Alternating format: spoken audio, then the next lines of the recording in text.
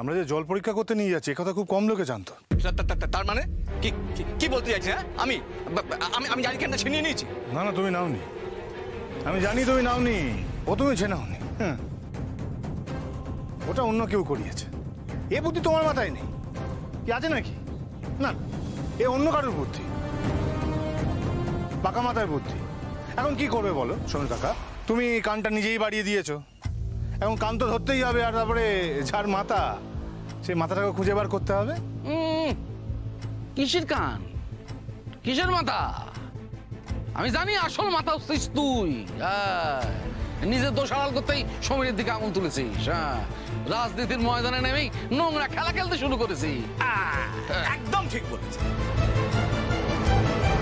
শুনুন সবাই আপনারা, এখন সোম ও প্রেসিডেন্ট হয়েছে, এখন প্রেসিডেন্ট হলে তো সমস্যার সমাধান করতে হয়। এবার ধরেন সমস্যা নেই, তা প্রতিকার কি করে হবে? তাই আগে সমস্যা তৈরি করতে হবে, তারপরে সমস্যার প্রতিকার করতে হবে। এই হচ্ছে রাজনীতির পুরনো খেলা। এমন তো হতে পারে যে ও নিজেই সীসা মিশিয়ে দিয়েছিল ট্যাঙ্কের জলে। বলুন আপনারা। হ্যাঁ হতেই পারে। অসম্ভব। ট্যাঙ্কে সব সময় তালা দেওয়া থাকে, আর তার চাবি আমার কাছে থাকে। দাদা এই কাজ করতেই পারে না।